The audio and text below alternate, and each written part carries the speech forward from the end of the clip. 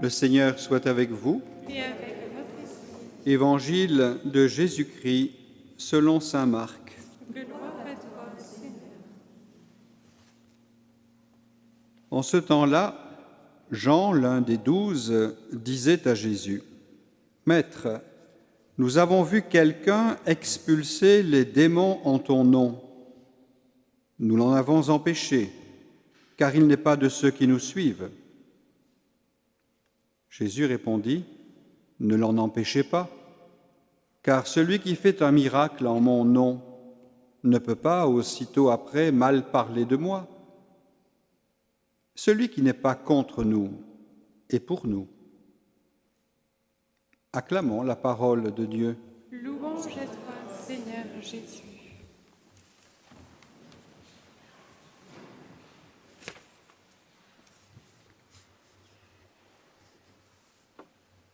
Tout au long de notre vie, et en particulier durant cette année sainte, nous sommes des pèlerins d'espérance. Nous sommes en chemin. Et toute notre vie chrétienne est un itinéraire de pèlerinage. Nous avançons progressivement vers le but, la rencontre définitive avec le Seigneur de gloire. Oui, le but, c'est bien de rencontrer Jésus. Et ce lieu a été voulu pour cela, pour nous permettre de faire l'expérience de l'amour de Dieu qui se déverse sur toute l'humanité sans aucune limite, sans aucune condition. Et il ne nous appartient pas à nous de mettre des barrières là où Dieu n'en veut pas. Son amour est pour tous. Et c'est ce que Benoît va découvrir en contemplant le Christ crucifié, afin que vous sachiez de quel amour j'ai aimé le genre humain, non pas simplement quelques-uns, non pas simplement ceux qui viendront au lot, mais le genre humain. Cet amour, il est pour tous. Et ce n'est pas si facile pour nous de comprendre et d'accepter cela. Même les disciples de Jésus devront cheminer sur cet itinéraire. L'amour de Dieu n'est pas réservé. Il est offert à tous et toutes, sans aucune limite. Voilà une bonne nouvelle que nous pouvons transmettre autour de nous. Il y en a tant et trop encore qui s'imaginent que, à cause de tel ou tel événement, à tel ou tel engagement de leur vie, ils sont désormais exclus. L'amour de Dieu est sans limite. Chacun a sa place dans le cœur de Dieu. Et notre mission n'est pas de mettre des obstacles, mais de faciliter la rencontre, afin qu'elle soit une rencontre vivante et personnelle avec Jésus, porte du salut.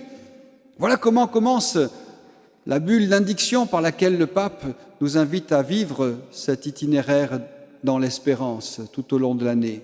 Rencontrer Jésus, porte du salut. Notre sanctuaire, comme tous les sanctuaires, a une mission tout à fait particulière durant cette année. C'est encore le pape François qui nous le demande.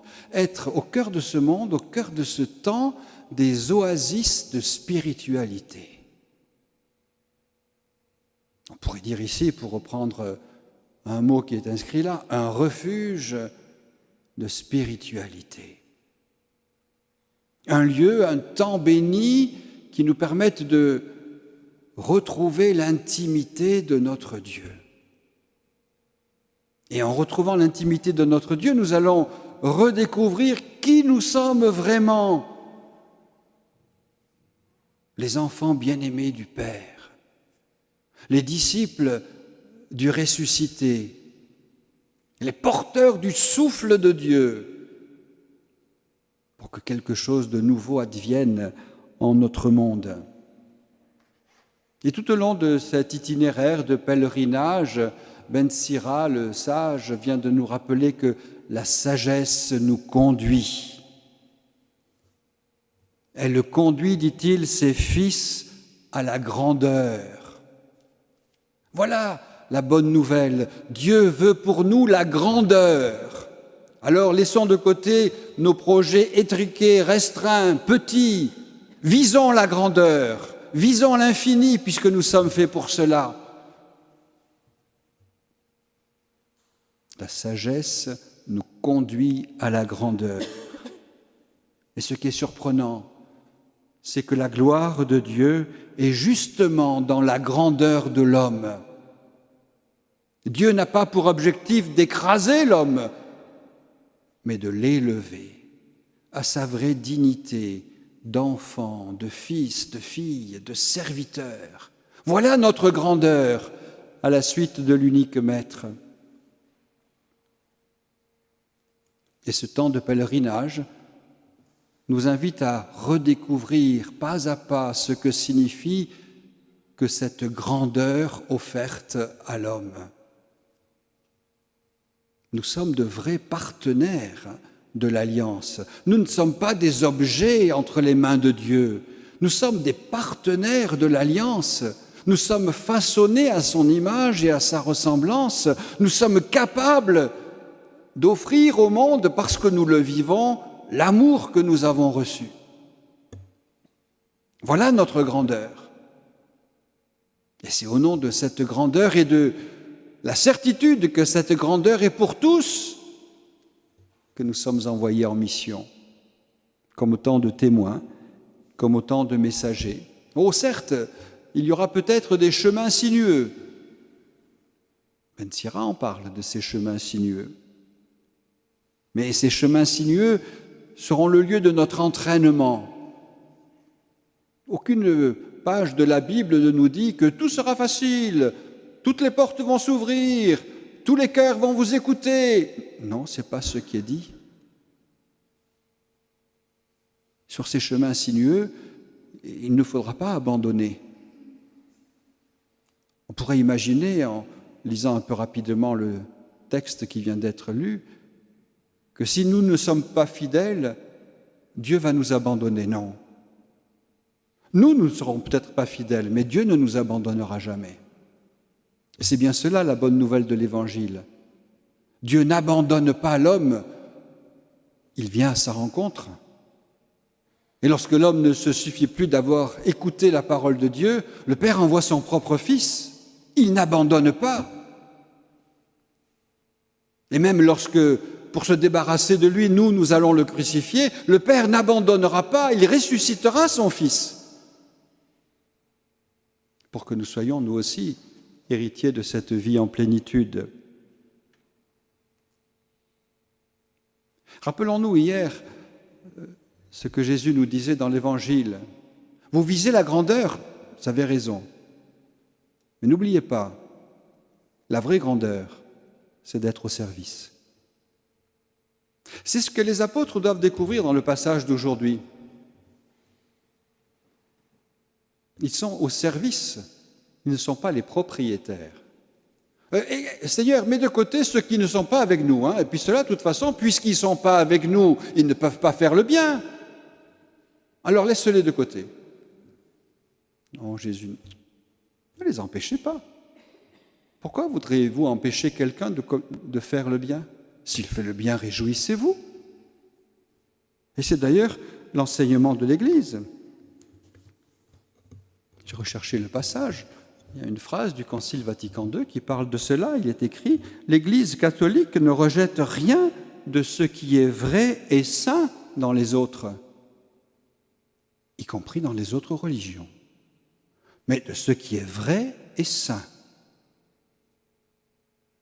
Et l'Église ne rejette rien de cela. Elle y reconnaît au contraire les germes d'une vie possible. Ensuite, les germes, eh bien, on espère qu'ils vont un jour croître, porter du fruit et s'ouvrir à la plénitude de la révélation. Mais réjouissons-nous de ces germes qui sont déjà là, de ces signes d'espérance portés par les autres.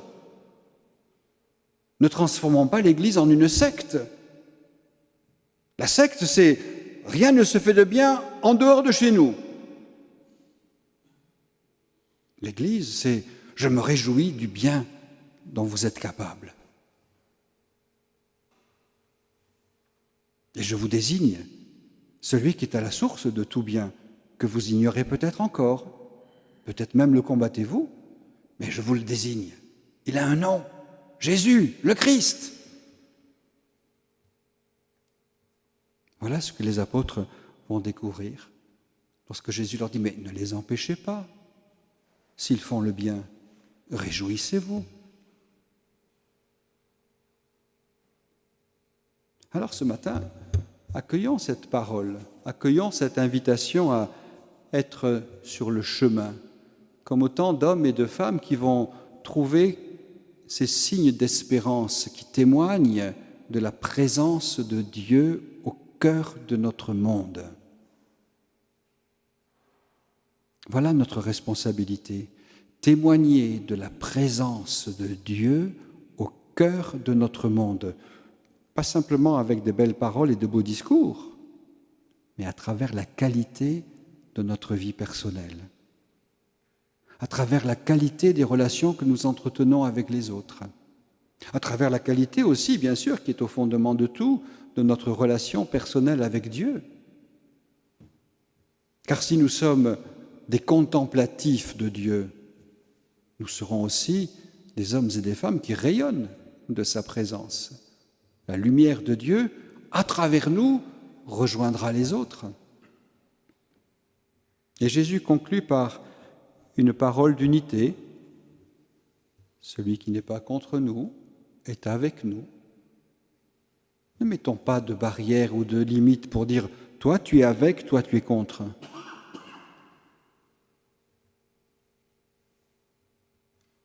Une parole d'unité. Et notre monde en a tant besoin de cet engagement pour l'unité, de cet engagement pour une vraie paix. Et tout cela est basé d'abord sur la confiance en cette présence de Dieu qui est là avec nous. Dieu et sa mère nous assisteront, disait Benoît. Oui, aujourd'hui encore, Dieu et sa mère nous assisteront, si bien que là où nous sommes, dans la diversité de nos vies personnelles, dans la diversité de nos charismes et de nos ministères, nous serons capables de manifester la présence de Dieu au cœur de ce monde. Amen.